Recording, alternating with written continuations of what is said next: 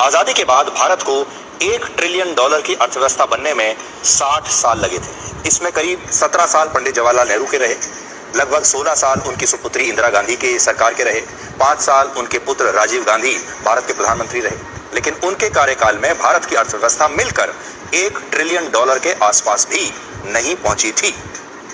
भारत को यह आंकड़ा छूने के लिए वर्ष 2007 तक इंतजार करना पड़ा। इसके बाद 1 ट्रिलियन से $2 ट्रिलियन की अर्थव्यवस्था बनने में भारत को 7 साल लगे, यानी 100 लाख करोड़ रुपए और आगे जाने के लिए 7 साल और लगे। फिर 2014 तक भारत की जीडीपी $2 ट्रिलियन की थी।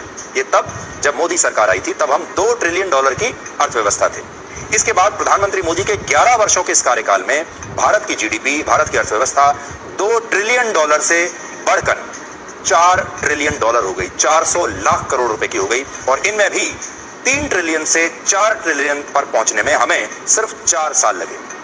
अनुमान है कि प्रधानमंत्री मोदी अपने तीसरे कार्यकाल में एक नया रिकॉर्ड बना सकते हैं और अब की बार भारत की अर्थव्यवस्था सिर्फ 3 वर्षों में ही $4 ट्रिलियन से $5 ट्रिलियन पर पहुंच सकती है और हम वर्ष 2028 तक जर्मनी से भी बड़ी अर्थव्यवस्था बन जाएंगे और तब भारत दुनिया की तीसरी सबसे बड़ी अर्थव्यवस्था होगा।